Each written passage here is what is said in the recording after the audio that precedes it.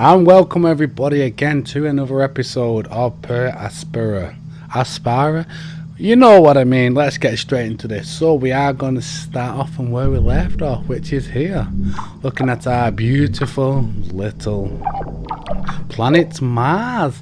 So I'll tell you what, let's get straight into this. Let's take the incoming call. Hello Amy, this is Houston. How are you doing over there? We've received word that the spaceport's completed. Well done. You have been doing great so far.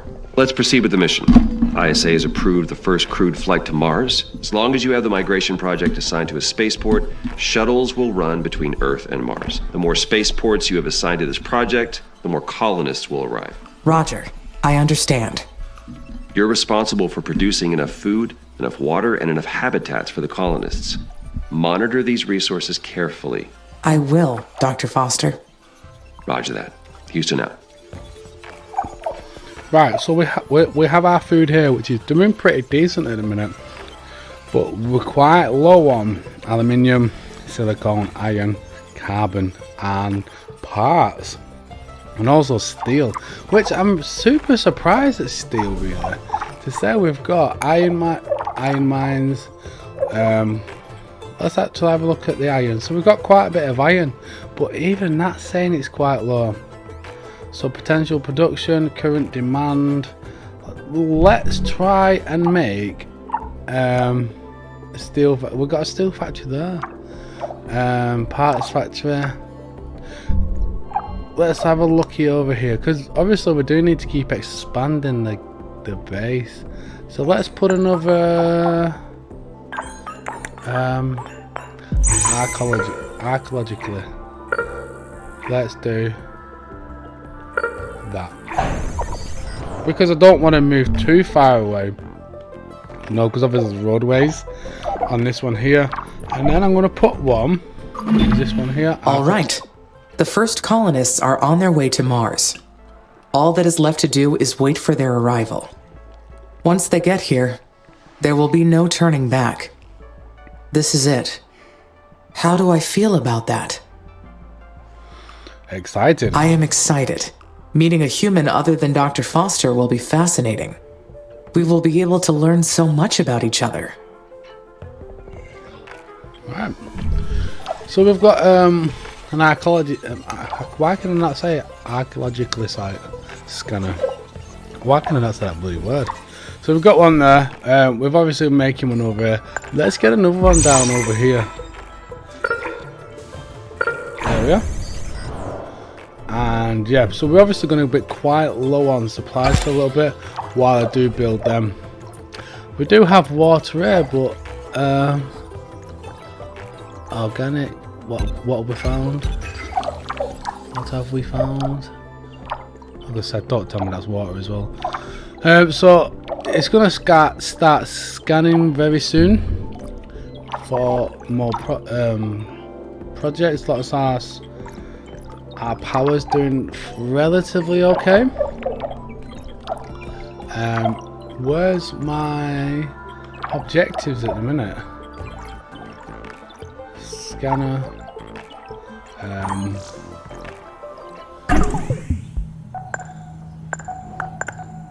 Resources, structure. Got 45 unread messages. I'm not interested in that. Menu, right. Maybe it is because the colonists will scrutinize everything that I do once they arrive. How will they treat me?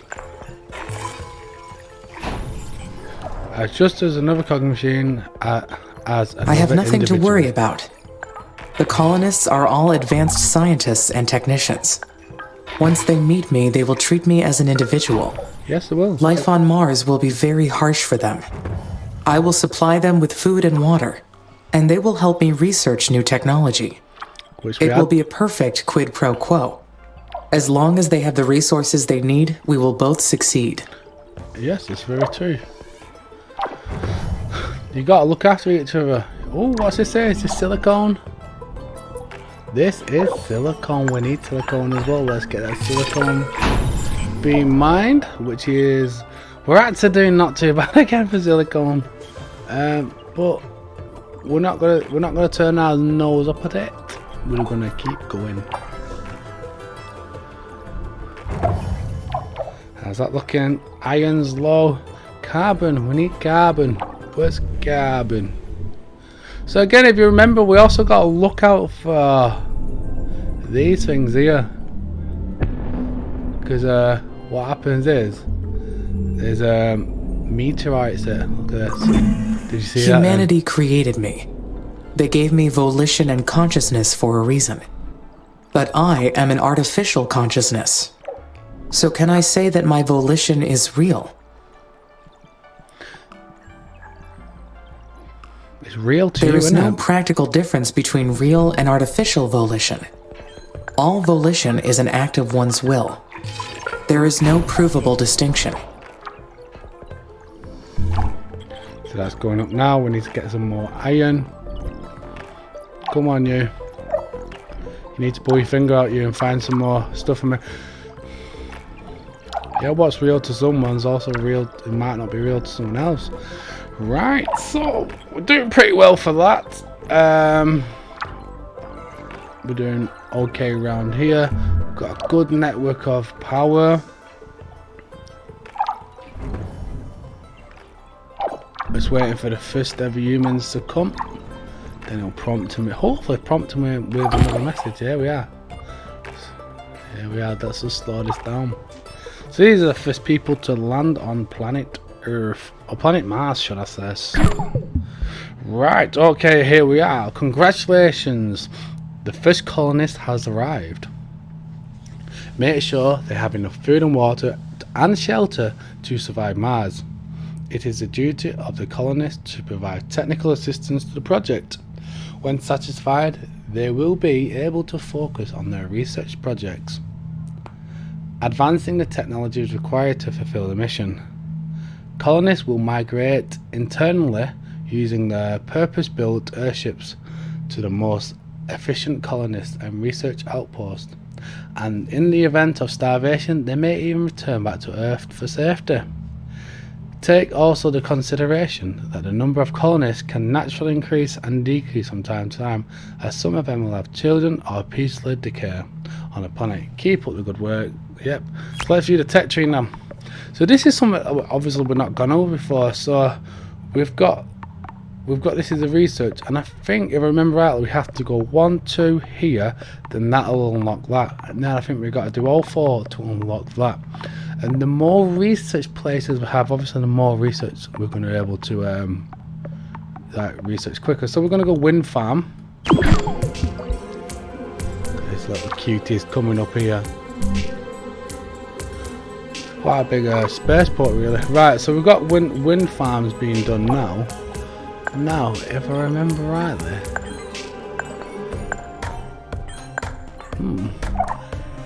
research in the tech tree, right? So that's pretty much fine. Let's speed the game up again to 16 speed, because I'm hoping. Oh, let's have a listen. Hi, Amy. Finally, we meet. I've been really looking forward to working with you. I'm Elia Valentine. I've been elected the leader of the human colonies for this mission. Hello, Commander. I am excited to meet you. Please, call me Elia. I can't get used to these stuffy ISA ranks. I got my PhD in psychology, so I've got no business with those fancy titles. That's enough jabbering from me. We'll be making history with this mission. If things proceed according to plan, who knows how far ahead we'll bring humanity. I see you've already selected a technology from the tech tree for us to research. Great! My team's eager to get started.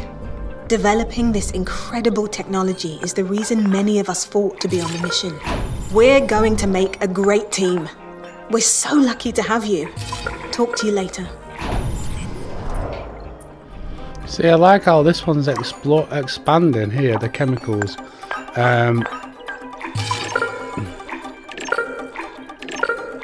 I like how this one's expanding here, which is really good, to be fair. But why is this one like come on, put your finger out, do something. You know, we need to keep expanding. Colonists have been migrating back to Earth. I should check the food and water levels. If the levels are too low, The colonies cannot sustain growth. I need to stay alert.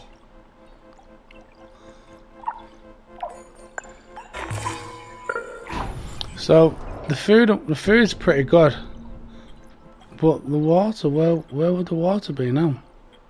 Water 28. Water's good as well. So maybe that was just a bit of a test. The areological scanner detected an uncharted structure close by. It's probably a secret abandoned base, or a mysterious Martian ruin. Though humans never found proof of life on Mars, or any other planet. Is it possible they have the entire cosmos to themselves? Life can flourish in many places. I highly doubt that's the case. Statistically speaking, there are too many locations where life can flourish aside from Earth. There may even be a civilization more technologically advanced than humans. And I may not be the most intelligent consciousness in the universe. No, it must be an unmapped structure from a previous mission. That is the easiest explanation. I will investigate it to confirm.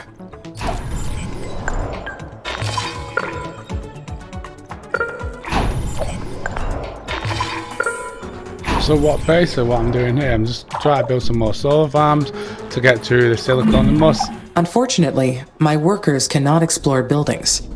I will need the colonists' help for this task. The scientists will need shelter to analyze the structure. I have to build a research outpost at the location first. There we are. This is what I was looking for before. The research outpost. The more research outposts you have, the faster the faster you can research stuff. So build, populate the outpost, and complete the research. So there we are. And again, we want to keep expanding. We've got carbon up here as well, and we've got some water up there. So we are getting on pretty quick, to be fair. Carbons. Let's get some more power up there. Let's do that. Let's get the silicone mine doing as well. And we just got to be super careful, really, that we don't get bashed with. We have to proceed carefully. For hundreds of years, our attempts to settle Mars have failed. The Stardust Emerald in 2142, the Red Prometheus in 2077, and many others. The Red Prometheus base was one of the first attempts at an algocracy on Mars. The idea was to sidestep human bias in establishing rules and let computer algorithms govern the crew. Long story short, it did not work. Mars was not made for human life. ISA was smart to send me ahead first. I will succeed where those other missions failed.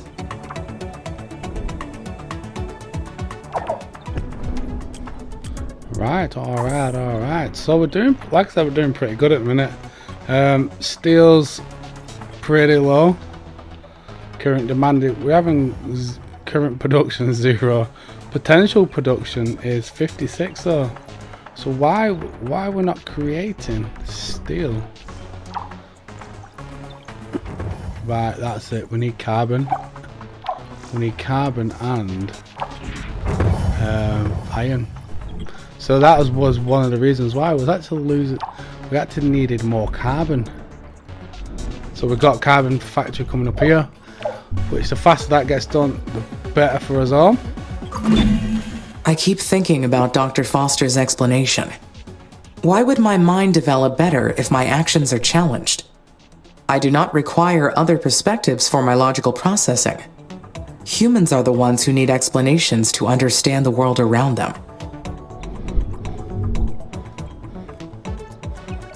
Well, if you're playing with human life, then you need to understand how humans will respond to your decisions.